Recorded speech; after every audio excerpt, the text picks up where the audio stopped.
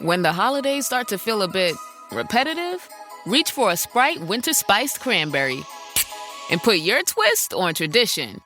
A bold cranberry and winter spice flavor fusion, Sprite Winter Spiced Cranberry is a refreshing way to shake things up this sipping season. And only for a limited time. Sprite. Obey your thirst. This episode is presented by State Farm. Having insurance isn't the same as having State Farm. It's like needing the protection of an offensive guard on the football field, but getting an elementary school crossing guard. Sure, they're both guards, but you can only trust one to keep your quarterback safe when the game is on the line. So don't settle for just any insurance when there's State Farm. Like a good neighbor, State Farm is there.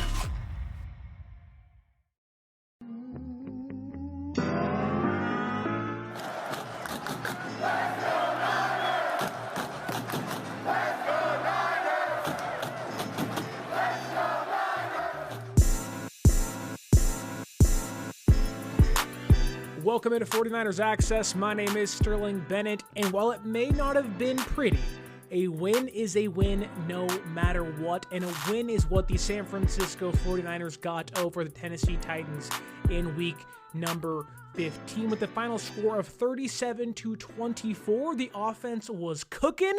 Brock Purdy looked unstoppable, and the defense left a lot to be desired, especially in that third and fourth quarter, which made things a little closer than they really should have been at the end of the game. We'll get into the good, the bad, the Purdy of it all. We'll also get into why the Green Bay Packers and San Francisco 49ers are somewhat comparable now, and really why San Francisco and their fans, the faithful, us, are more confident in our team than Packer fans currently are in Green Bay. It's a weird dichotomy. We'll get into it all after week 15 and in this show itself. But first, don't forget to like, share, and subscribe. Leave us that 5-star audio podcast review. And we are trying to reach a goal of 2,000 subscribers by the end of the regular season.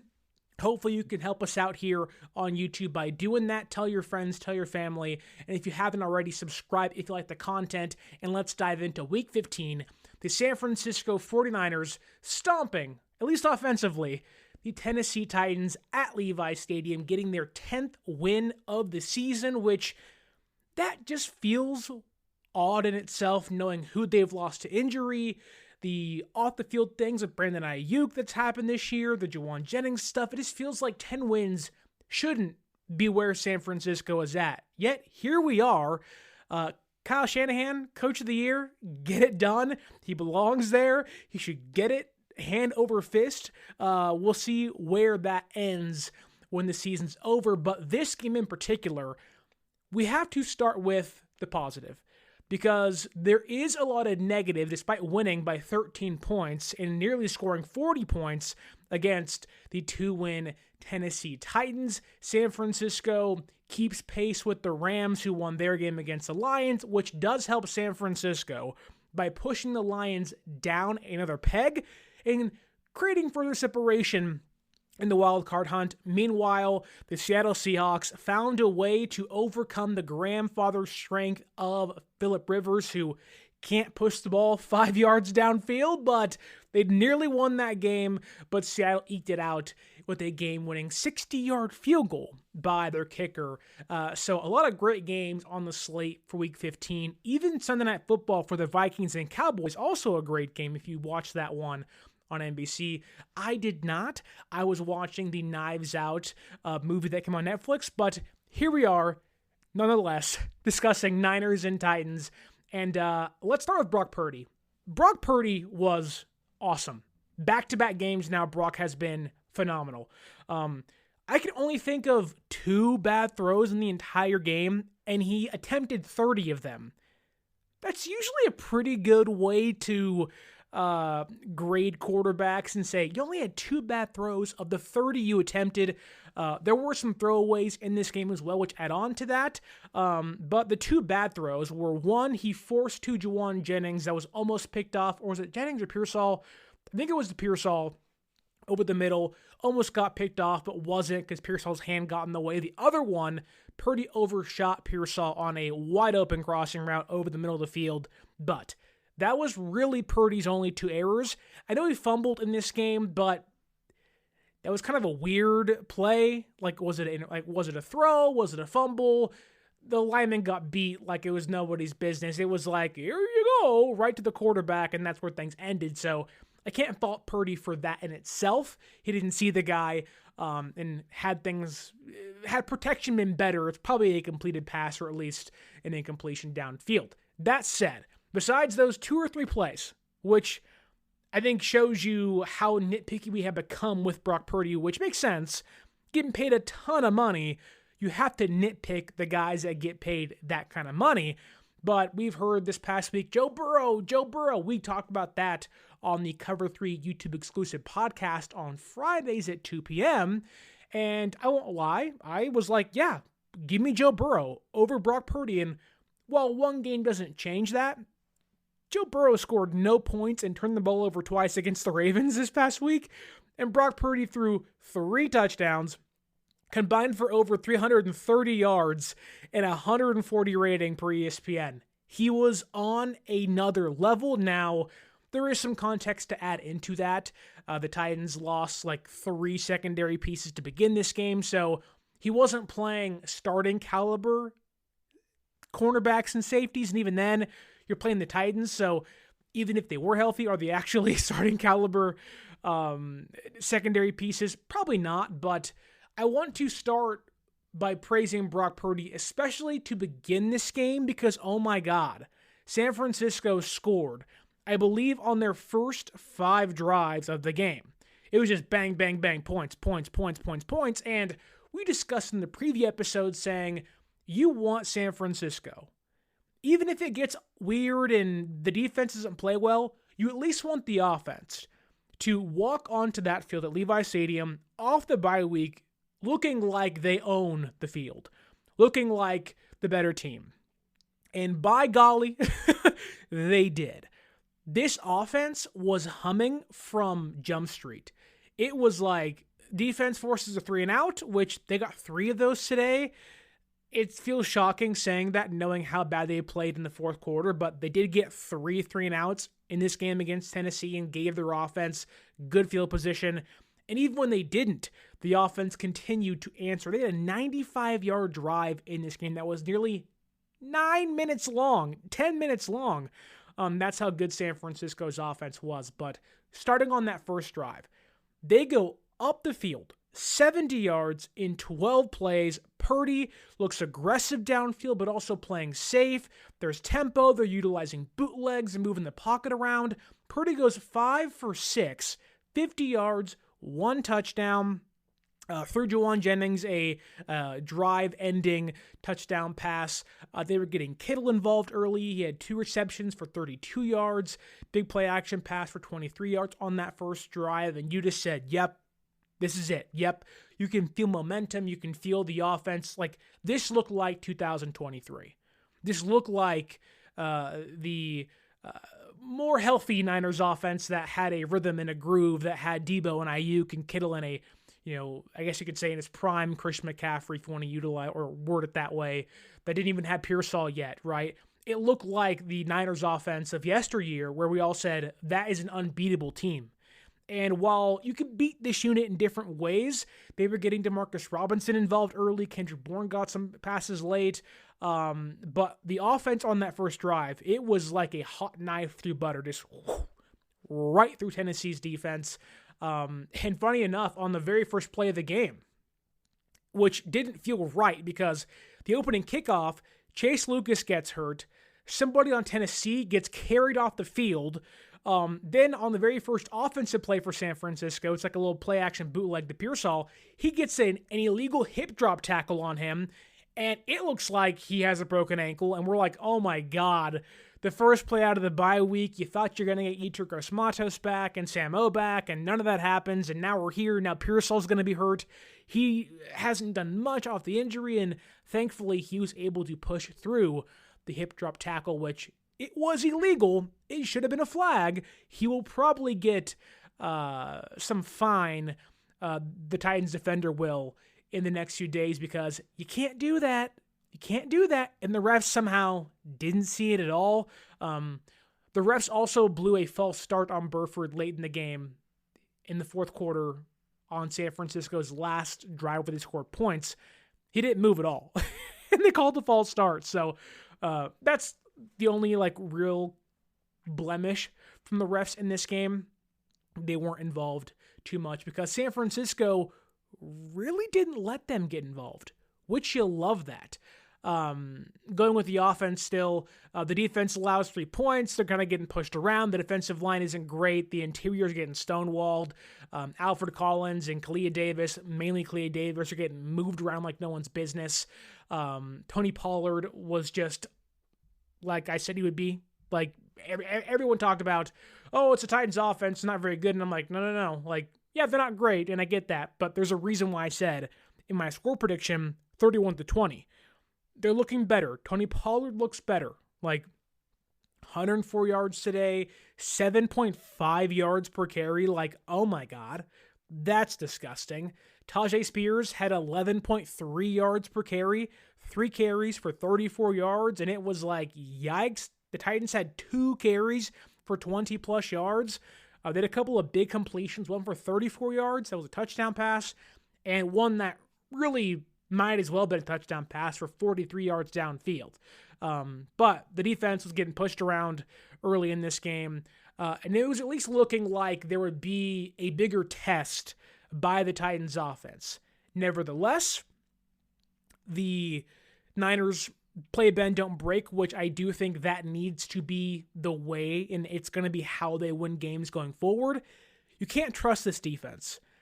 We love Saleh, but they just don't have the dogs right now. Now, maybe once Gross-Matos comes back, if he comes back, Samuel Kawanu comes back, albeit he isn't a game changer, maybe it just gives you more depth and more bodies. Whereas now it's you can clearly see when you're playing the Rams and you're playing the Seahawks, good luck. You're playing the Bears.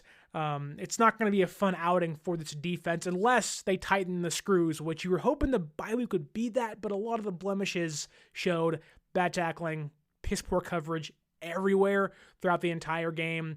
Renardo Green, who looked like he was finally coming along, took a nosedive into the gutter in this game. So many just bites on double moves and bad angles towards runs. But anyways, on San Francisco's second drive, after going 12 plays, 70 yards on their first drive, they do it again. 7 plays and 70 yards. It was bang, bang, bang, bang, bang. Kittle gets a big screen pass for 24 yards. He bulldozes over a Titans defender. He looked great in this game. And then this is the drive where one of those kind of Purdy bad throws happened where he misses a wide open Pearsall streaking over the middle. That would have been probably a 35-yard, 40-yard reception pass, and he just overthrew him. And it was it was second down, and you're like, oh my God, that's a throw that elite quarterbacks make. It's a gimme. You have to hit that.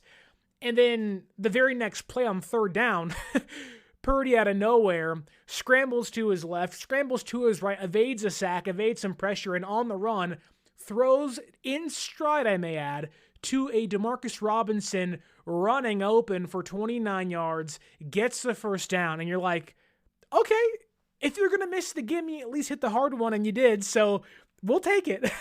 So it was a really good day from Purdy. He was really sharp. When there was a hiccup, he'd bounce right back, and you want that. Now, again, you want the gimme, because in bigger games, when you get those, you can't miss. So there are things to clean up, but they're very few and far between in this game for Brock Purdy. Christian McCaffrey also gets a rushing touchdown to end that second drive. And there really wasn't much from Christian McCaffrey today, which again, if you listen to the preview podcast, wasn't a shocker. I told you guys how good Tennessee's run defense was and how much pressure there'd be on Brock Purdy to go out there and win a game like this for San Francisco. And I don't think it's too much to say Brock Purdy, albeit not single-handedly, was the driving force and the reason why San Francisco's offense won today. So many clutch third down throws.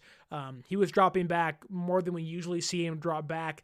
This was a Brock Purdy cook game plan, and there wasn't just a nice steak on the grill, maybe in the cast iron with some asparagus. It was the steak, it was mashed potatoes, it was some carrots, it was some asparagus, it was a nice, cowboy butter. He was in that kitchen cooking, and it was like, let him do his thing.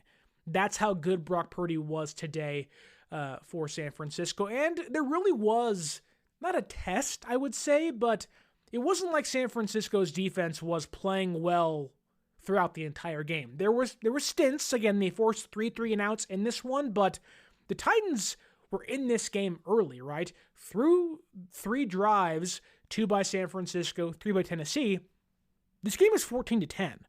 Like, it's a close one-score game. Titans go 8 plays, 68 yards on San Francisco's defense. They were just getting bulldozed by Okonkwo on screens, 1 for 17 yards, 1 for 10 yards. And then Ward, who I was really impressed by Cam Ward today. I know the Titans aren't really a great place for a young quarterback. They fired their head coach, and it's a really young team that has an interim head coach trying to find their way, and there hasn't been much continuity, and it's been ups and downs. It's been a lot of kind of just disastrous fallouts and collapses and just kind of missed throws by Ward, but also not being put in the best position to succeed by his coaching staff. And Cam Ward's dad will be in your DMs like he was on mine a couple weeks ago, saying, correcting me on some stuff, and I'm like, this is weird. There's like a weird aura around Tennessee. But to give him credit, man, a 34-yard, this laser, slung it in there to Gunnar Helm, who's wide open, some busted coverage. It looked like Lenore went to cover. Winters thought he was passing off the coverage. Nobody was there. Mustafa wasn't there. And it was just a terrible blown coverage, which seemingly happens once a game. And in this game, it happened like 3 or 4 times, which that will need to get cleaned up. San Francisco's secondary looks so good against Cleveland, so good against the Cardinals, and so good against the Panthers, forcing takeaways and getting some interceptions. And in this game, they dropped 3 interceptions, which is just, it sucks. It's like having to relive Jaquiski Tart dropping the interception that maybe would have won them the NFC Championship game in 2021 against the Rams all over again. You're like, why can't safeties catch the ball in this defense? But nevertheless, Titans, they're in the game. It's 14-10. Pressure back on Brock Purdy. How do you respond? Again, being up by 4 points, their third drive, they march 14 plays, 50 yards, in about 6 minutes and 45 seconds. And this is where, besides the bootleg stuff on that first drive for San Francisco, we truly got the Brock Purdy mobility, which Brock Purdy looks completely healthy. Brock Purdy's hindrances of his toe, he got stepped on in this game, but besides that, there really wasn't any concerns. He scrambled on a 3rd and 3 and got a first down. He also, in the red zone on 2nd and 11 this drive, evaded 2 sacks and threw a ball away, and you were like, whoa, like, that is what a playmaker does, and Brock looked like that for the most part. And even in this drive, there were 3 incredible throws. 2 of them were to Pearsall. It was 3rd and 13 on a comebacker. He just hits Pearsall right in stride as he's coming back to the ball. Bang, first down, pretty much right at the line of scrimmage for 14 yards. Then later on 3rd and 4, little out route to Pearsall for a conversion, kept the drive going, which became a very big kind of storyline in this game of how good San Francisco was on 3rd downs as a whole. Against Tennessee, they were 9 for 15 on 3rd downs. So they were unafraid to drop back early and often unafraid to give Purdy the ball on 3rd downs, as they shouldn't be. He is their franchise quarterback. But the consistency in which they were able to convert over and over again. They had a big 4th and 1 conversion late in the game as well. But while this drive stalled, and this is why I'm bringing it up, is that even when drives stalled for San Francisco, it wasn't because of Purdy. This drive stalled because Jennings couldn't haul in the comebacker that hit him right in the hands. Now, Tennessee's defender hit him, so maybe that was why things broke up. But while you can commend Tennessee, Purdy put the ball right on the money for Juwan. He just couldn't bring it in. San Francisco makes the field goal. It at least extends their lead by 7 points. Then to basically end the half, Tennessee's driving the ball downfield. Ward just... And this drive started off so weird because as Piñeiro's making the kickoff to go to the return man, the ball tilts off the tee and he kicks it, and Piñeiro grabs the tee and is like, hey, look, the ball fell off. And the refs are like, what are you talking about, man? Oh, what are you, Leo or Theo, whatever his name was from that 70s show? Just come on, man, you Tommy Chong, you high out of your mind? How do you not see that? Even the Fox broadcast was like, yeah, the ref was looking at the return, not the ball, which is his actual job. And I will take my 2 seconds to once again ask the NFL to get actual full-time refs. I'll do it. Pay me $50,000 a year. I'm not asking for much. I will be a full-time referee for you. Whatever it takes to make sure there's not idiocracy all over the referee field right now. There's so many blown plays, so many blown coverages, so many mistakes happening all over the field. There weren't many in this game, but the refs not seeing the ball, just going whoop off the tee, angling the kick the wrong way or kind of towards out of bounds, and Piñeiro wasn't happy. Shanahan was laying some F-bombs down on the sideline, being like, how do you not effing see this and everything, and nothing got resolved, as you can tell. But this was another big drive where San Francisco... Here's my 30-second story with Guinness. As soon as my sister and I get home for the holidays, we don't even unpack. We head straight to our pub. The bartender already knows our order, Guinness and fries. We laugh all night, catch up with old friends, and walk home with faces sore from smiling. It's one of my favorite nights of the year. That was my 30-second story with Guinness. Guinness Draft Stout. Please enjoy responsibly. Imported by Diageo Beer Company, USA, New York, New York. One, drops an interception, which happened a lot. But two, had a blown coverage. Green bites on double move. And Ward has Van Jefferson streaking towards the left sideline wide open. And he overshoots him. And you're just like, wow. Green bit so hard on the double move, which makes no sense. There's almost no time on the clock. You know, the next play, the one you're currently in, is the one they have to take a shot if they want to take a shot. So don't bite. Play a little more conservative. If you allow a play over the middle, who cares, right? The clock's running. You never know what can happen. Make the tackle. Live to fight the next down. Them attempting a field goal doesn't really hurt you that much. You're still leading by at least 4. Now, in this case, they missed the field goal, that being Joey Sly, which kind of bailed out San Francisco big time at this point in time of the game. But I don't know how, why are you biting on moves towards the inside? I don't mind you just kind of shading back a little bit. Instead, you bite harder than my dad, who has 17 crowns on peanut brittle on a Christmas morning and is like, I gotta go to the dentist, it broke my cap. Why? One, why are you eating peanut brittle when you know you have so many caps and crowns in your mouth? You shouldn't do that. But two, why are you biting on double moves knowing this is the Titans' last potential opportunity for a big play to score a touchdown before halftime? It doesn't make sense. So, again, a terrible game by Bernardo Green in this one. This is burn it and just forget about it. That's how bad it was. It was disgusting. It was just ugh. I just want to dry heave it away. That's how bad it was. But Titans missed the field goal. Awesome. Great. Cool. Wash your hands. Whatever. Move on and kind of go, whew, escape that. But this is when things for San Francisco get really exciting because, you're up by 7 points. You get the ball at halftime. It's time to put the Titans away. You score a lot. You kind of start to create that separation, and they do just that. It was a statement drive of we can score on you whenever we want to. They go 4 plays, 67 yards in just over 2 minutes.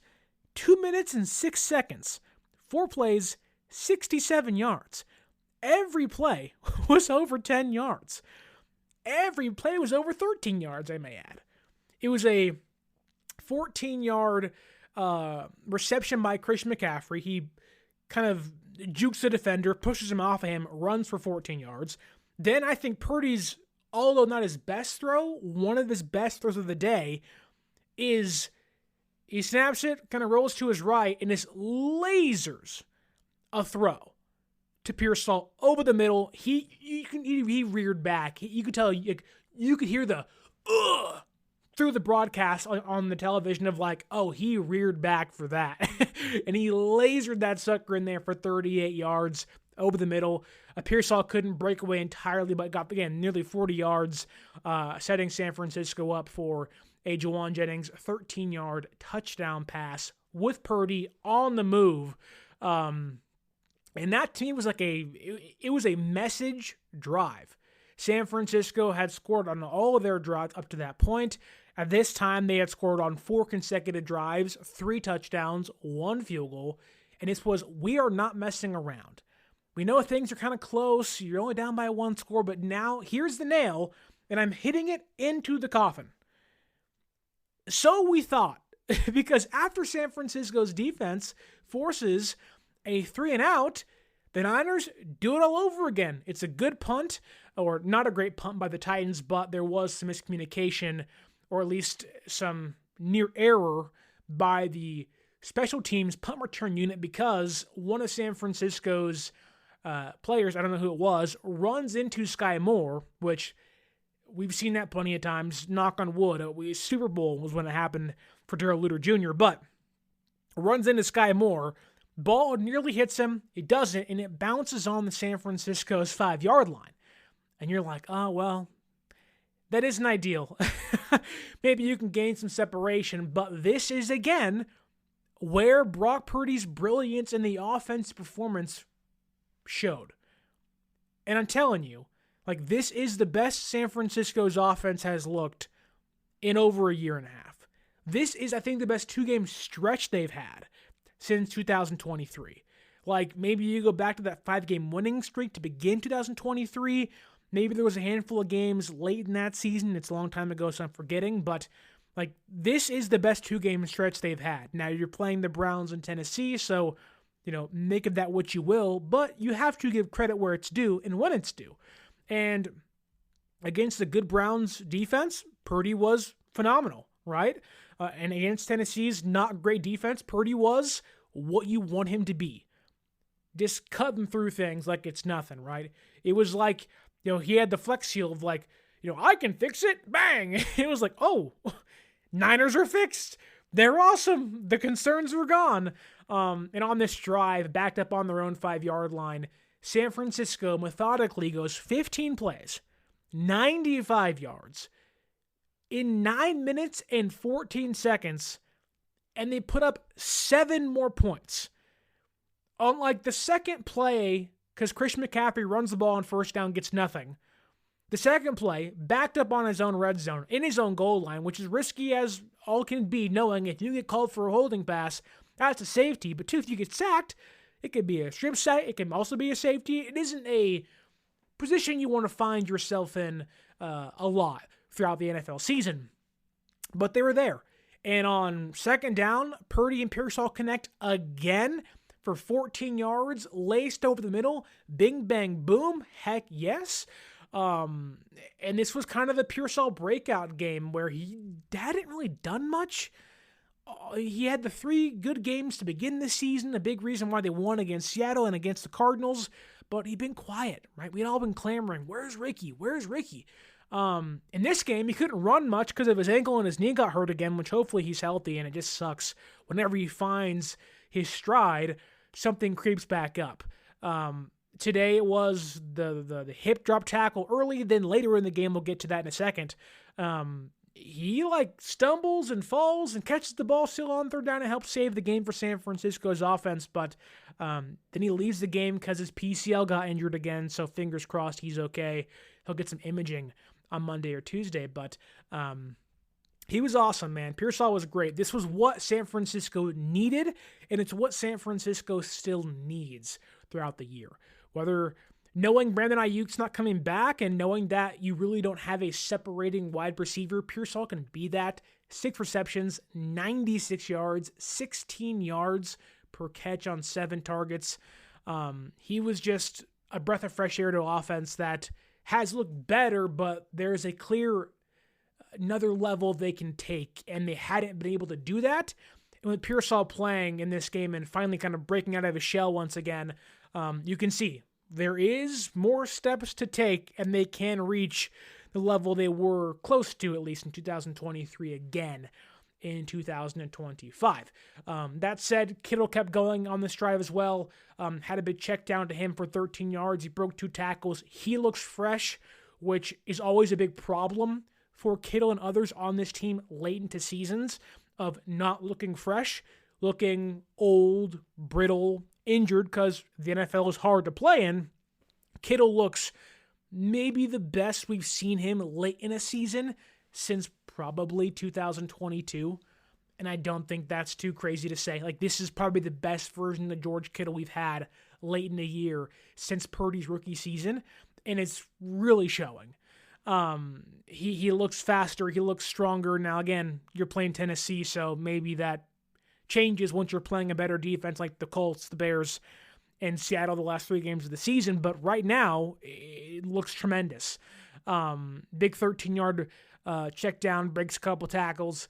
But I think the biggest play of the game that we saw came on this drive, and it wasn't Brock Purdy's jump throw to Kittle in the end zone for a touchdown to cap off things and give them a 21-point lead late in the third quarter. I think it's Purdy scrambling, man. Purdy had an iconic moment in this game in the third quarter on this drive, and my wife doesn't really watch games with me. She's more of the, I'm going to go to the kitchen and bake. I'm going to go watch Wicked for the 19th time. I'm going to go watch Dune. She loves Dune so much, which who doesn't, but she is not a football fan. And I showed her the highlight of Brock Purdy pump faking a handful of times, juking a couple Titans defenders, and then as he's running for 26 yards, I might add, the longest run by a San Francisco player this season, which is crazy knowing he still has turf toe to some degree. But he puts the ball in Titans linebacker Cody Barton's face of like, you want it? You want it? And then gets out of bounds, and then he kind of laughs it off and goes at Barton and is like, I'm sorry, man. I kind of got caught up at the moment. And everything was all, hunky-dory, as they used to say in the early 2000s and the 90s.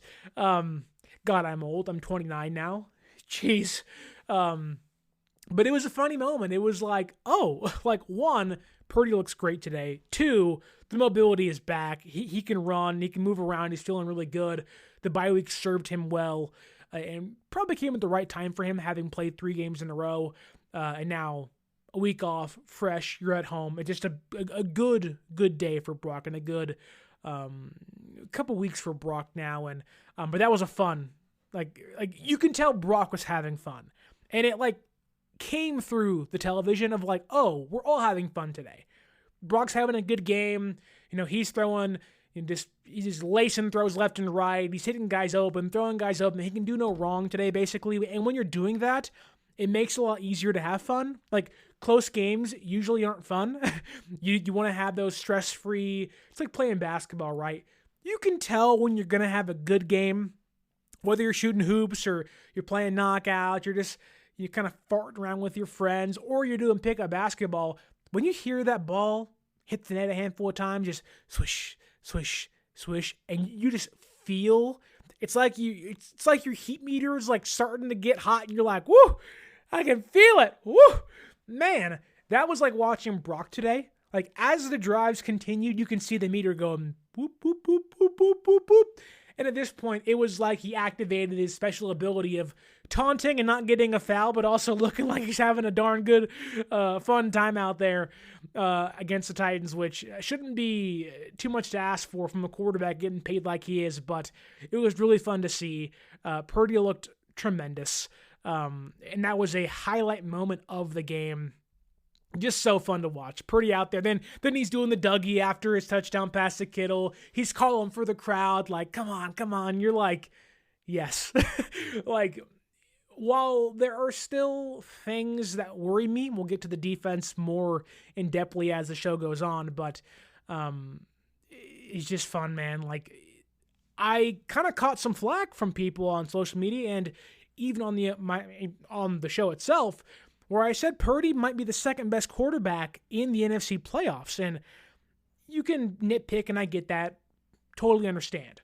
But, like, watching this game, again, against Tennessee, I get that. But, like, it's hard not to buy into that. Hard not to believe Purdy might just be the second best quarterback in the NFC.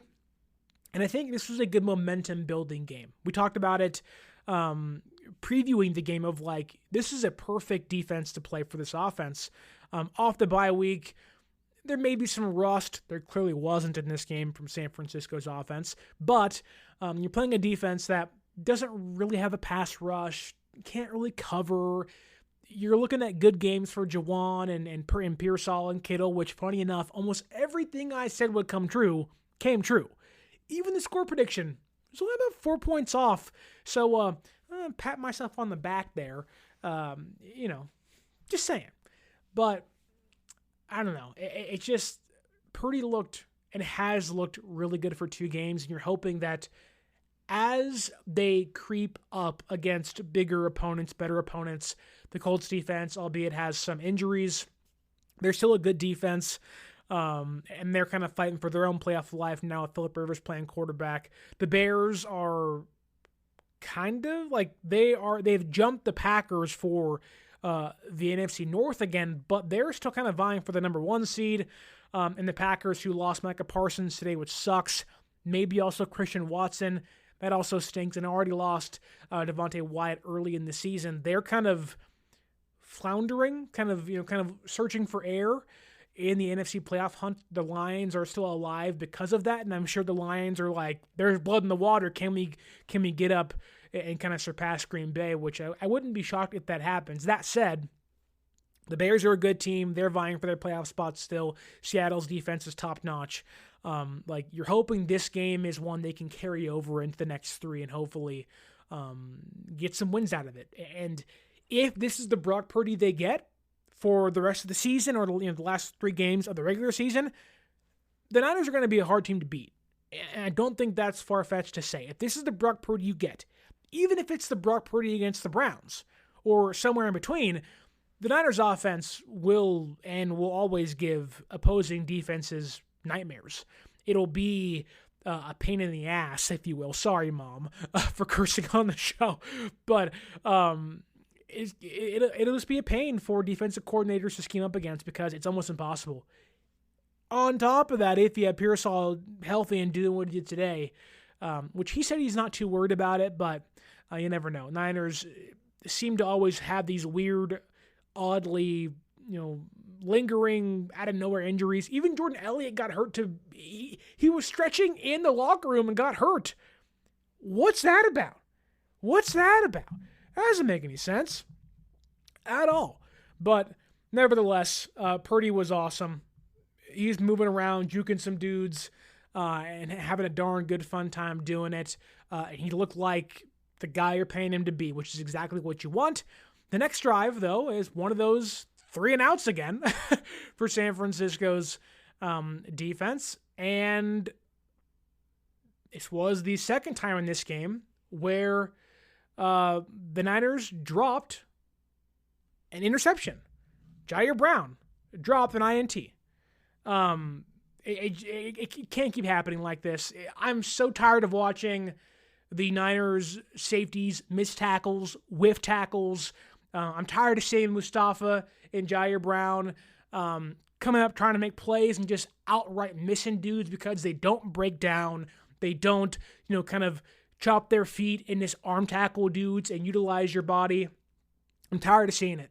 I don't care. You can hit guys really quick and really hard and really big if you're missing guys all the time. I'm tired of seeing it. San Francisco has to get new safeties. I'm not saying both of them.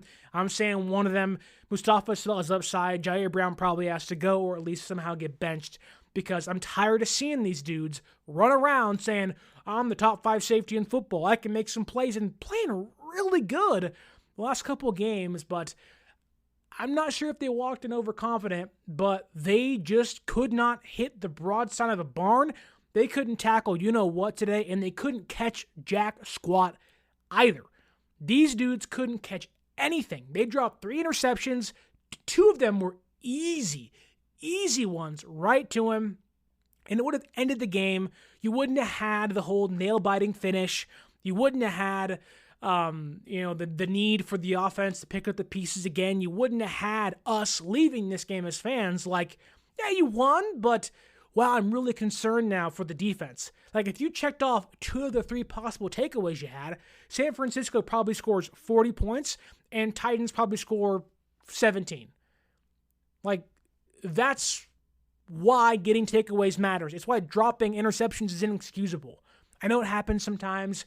I'm not saying it's easy. I don't play in the NFL. Who am I to say, right? But when quarterbacks, especially when you're playing good ones, but guys like Stafford, guys like Darnold, who will give you the ball back at times, you have to capitalize. They need to hit the jug machine.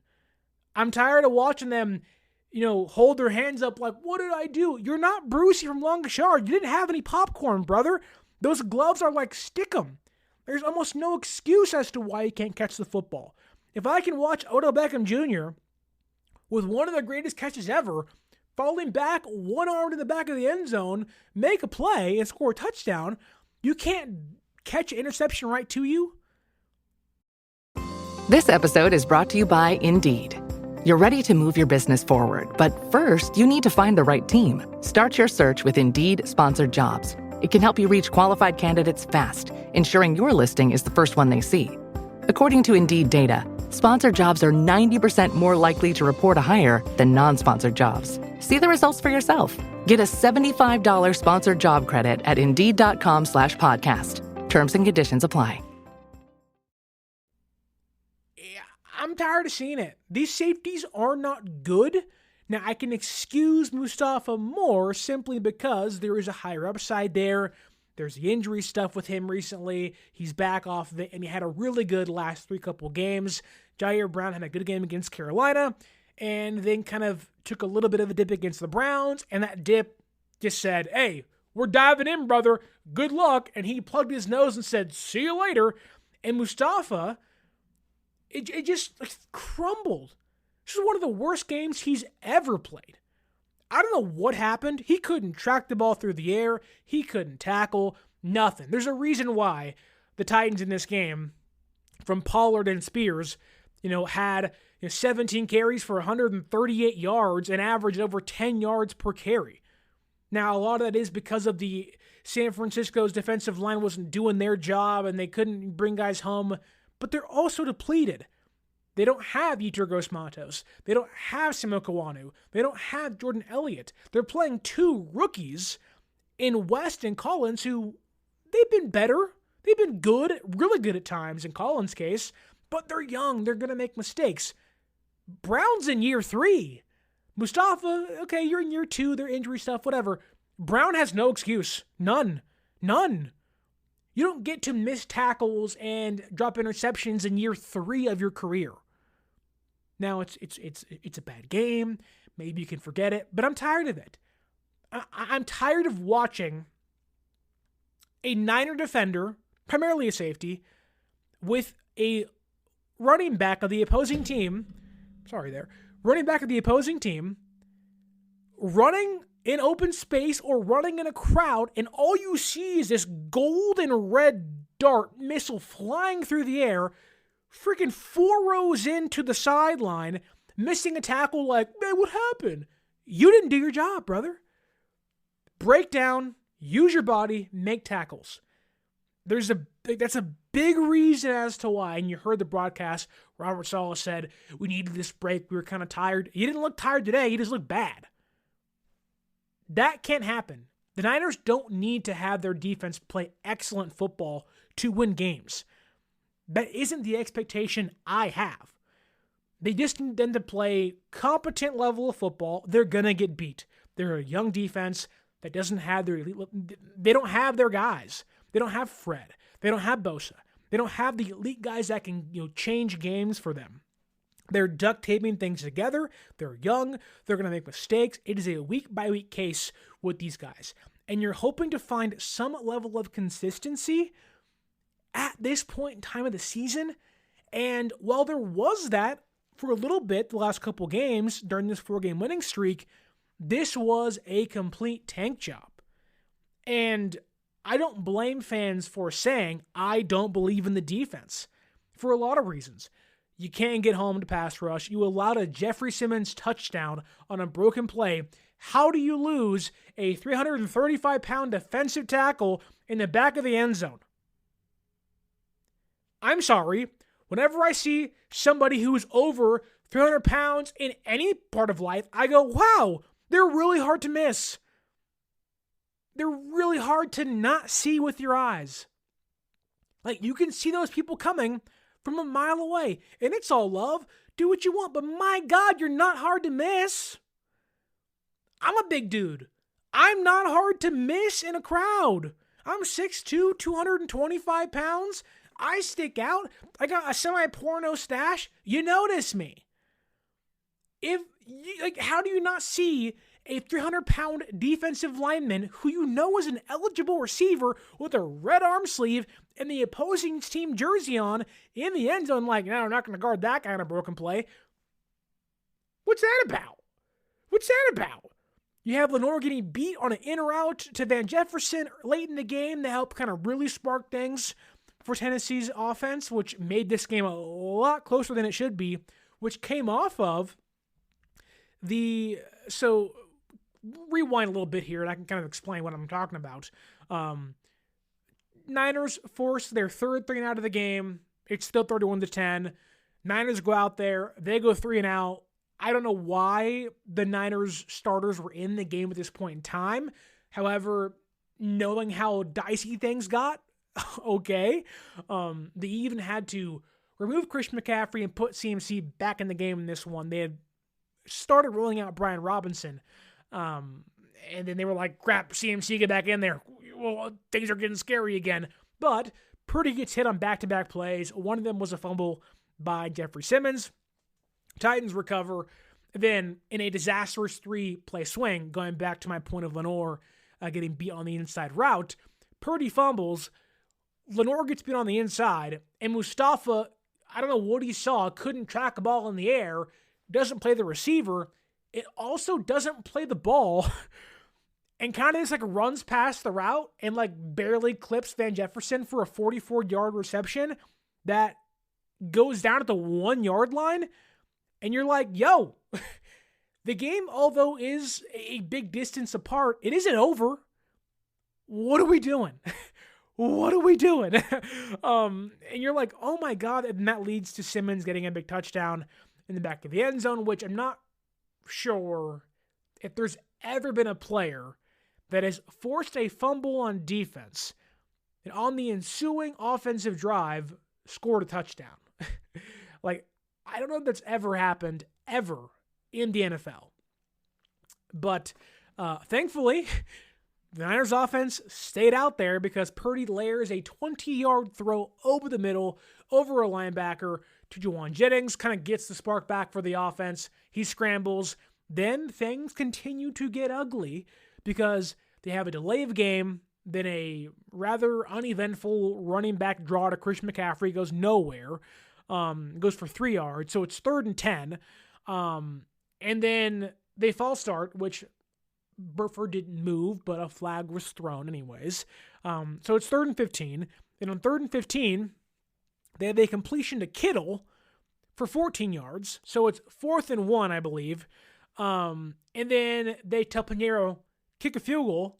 And then the guy that just giveth the Titans a fumble and a touchdown, Jeffrey Simmons, he gets called for a personal foul, which would have had Pinheiro miss the field goal.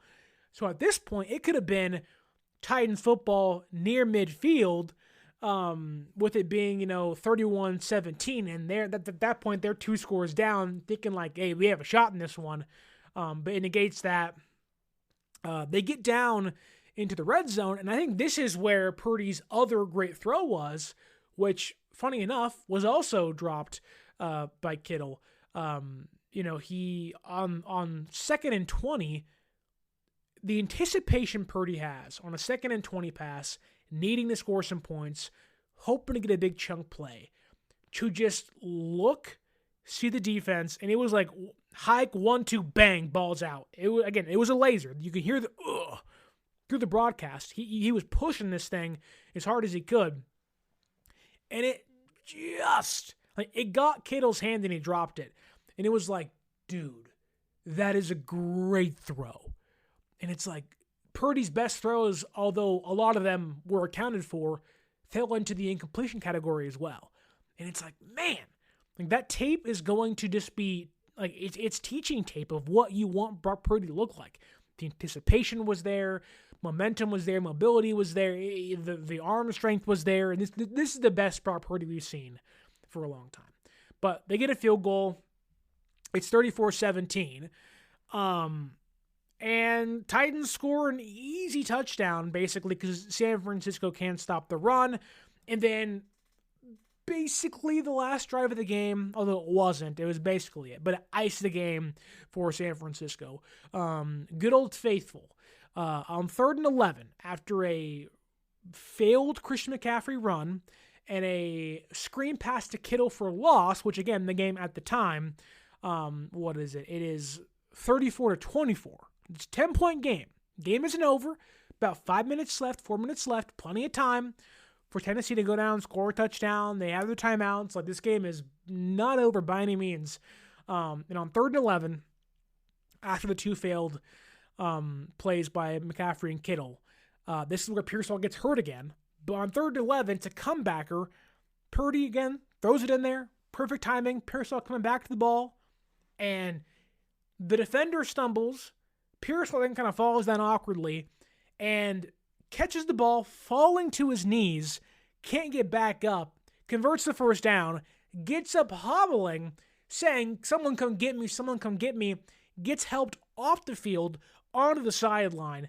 And that basically was the end of Pearsall in the end of the game for San Francisco. They go on, they make a field goal, and Titans don't score. And it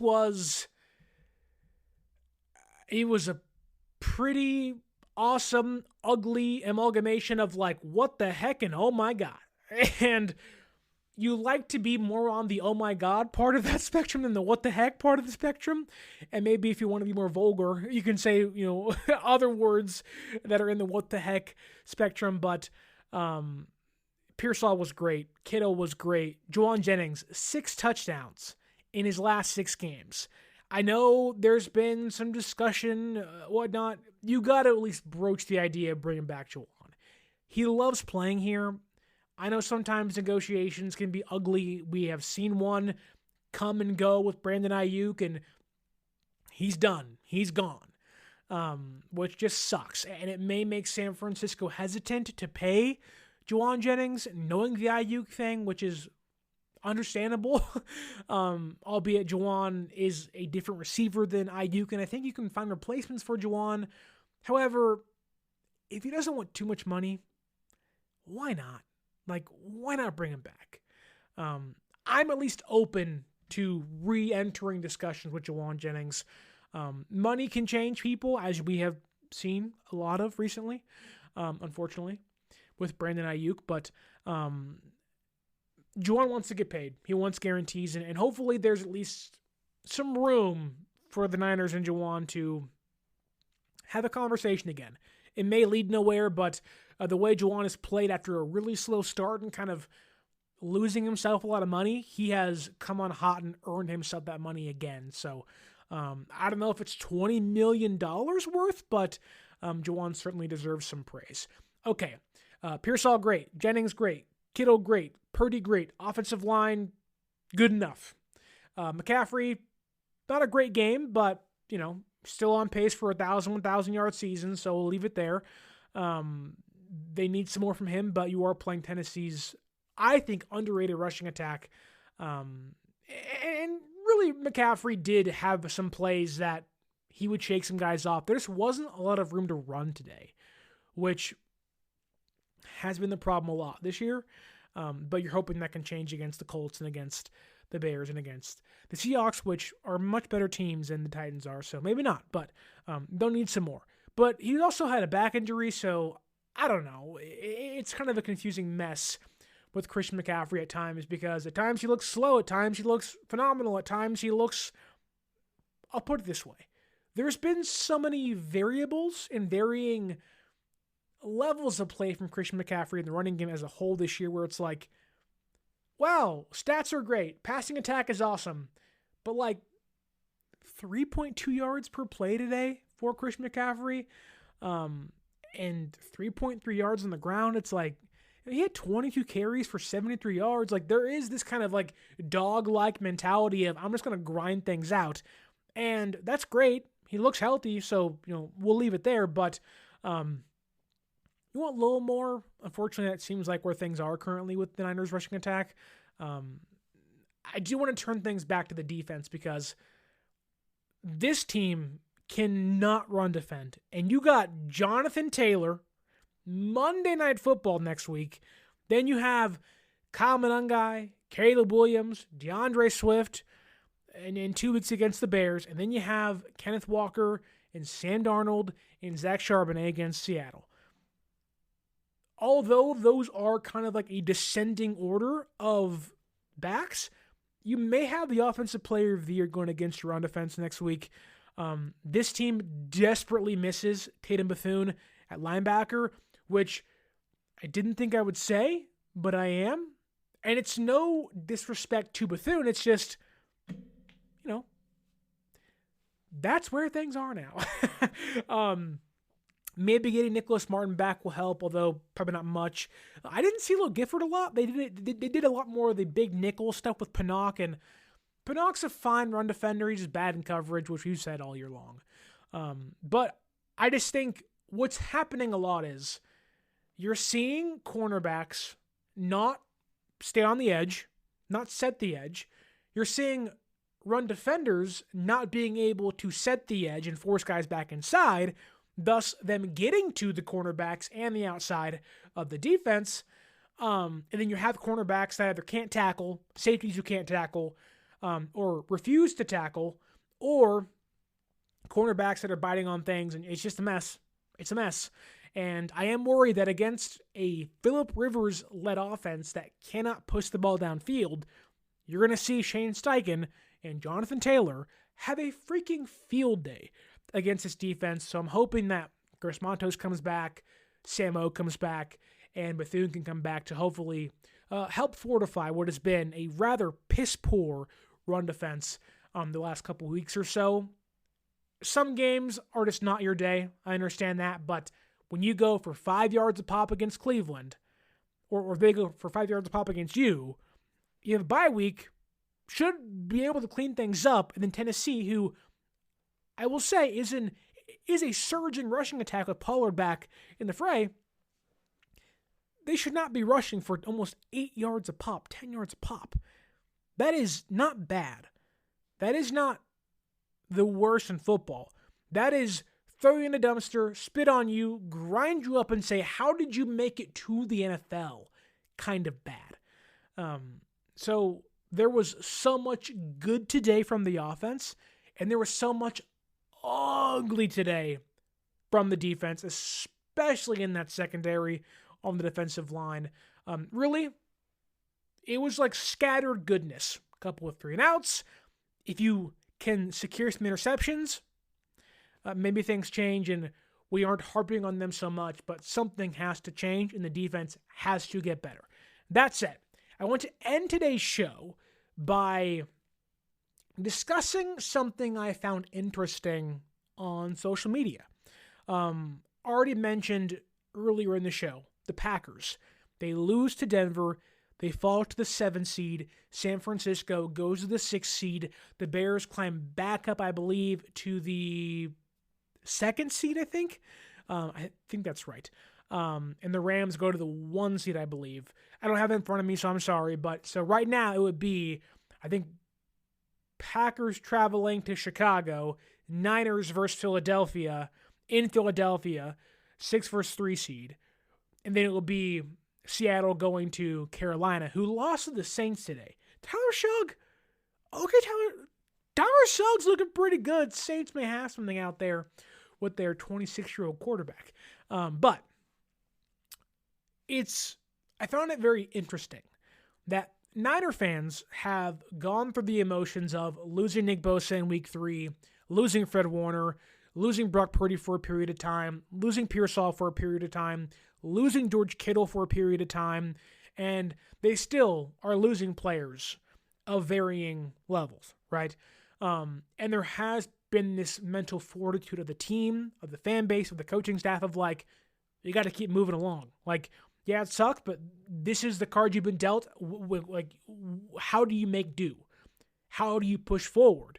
And the Niners fan base and the team took those things in stride, said they sucked, admitted that there may be a ceiling to this team that isn't what they want it to be, but we're going to make best of what we have. And the only thing you can do is, go to your bootstraps, lace them up, and come to work the next day. And today, Green Bay, who has lost Devontae Wyatt early in the year, a big run defender for them, he's done for the season. They lost their number 1 wide receiver, Christian Watson, today, which I don't know how long he'll be out.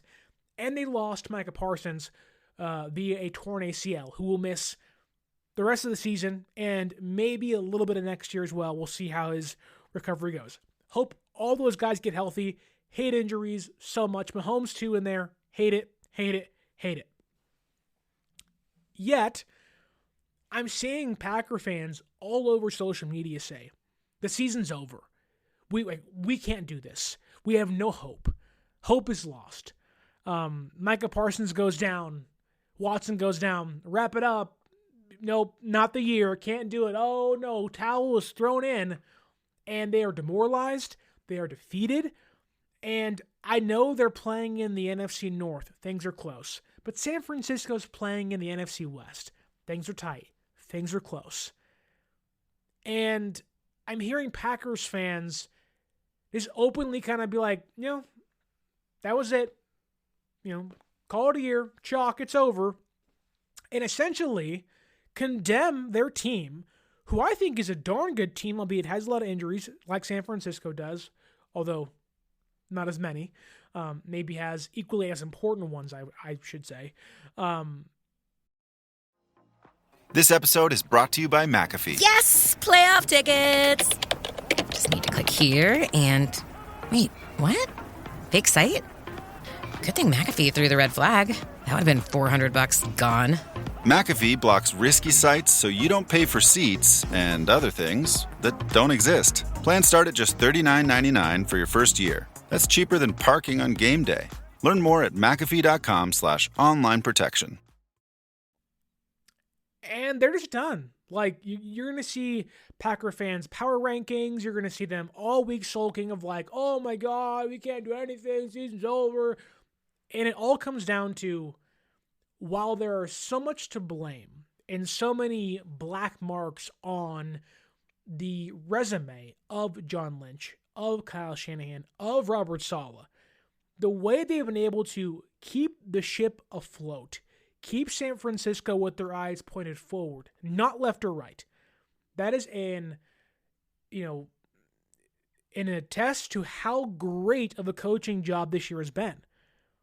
Niner fans, maybe outside of the uber negative ones, they said, okay, it's early.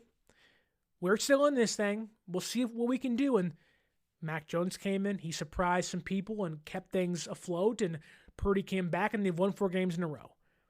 And now we'll see where and kind of make a better assessment as to where San Francisco lies and all this stuff over the next 3 weeks. Yet Packers fans, who I think have a 2-game advantage or a 1-game advantage over the Lions, play the Bears soon. Like, I know you lose your best players. It hurts. It sucks. Trust me. We know in San Francisco and the Bay Area. But that's why coaching matters. And it's why Robert Saleh matters. It's why Kyle Shanahan deserves Coach of the Year. He lost his guys week 3, week 6. It was like, oh my God, how do you go forward? And it wasn't getting better. And now I can probably say Niner fans are probably as confident as they've been all season. You've won 4 games in a row. You're in the hunt. You're 1 game behind. Although you don't have the tiebreaker over the Rams, the 1 seed is not out of the question. You can climb to the 5th seed as early as next week. Rams, Seattle play. If you win that game, or if the Seahawks lose that game and you beat the Colts on Monday Night Football, you're the 5th seed with two games to go. Like, the fact that Packers fans have no belief in their team, and then you flip it and look at how much belief Niner fans have in Shanahan, in Purdy. Like, in this case, you should hear Packers fans saying, I believe in Jordan Love. I believe in Matt LaFleur. I believe in Josh Jacobs. I believe in XYZ.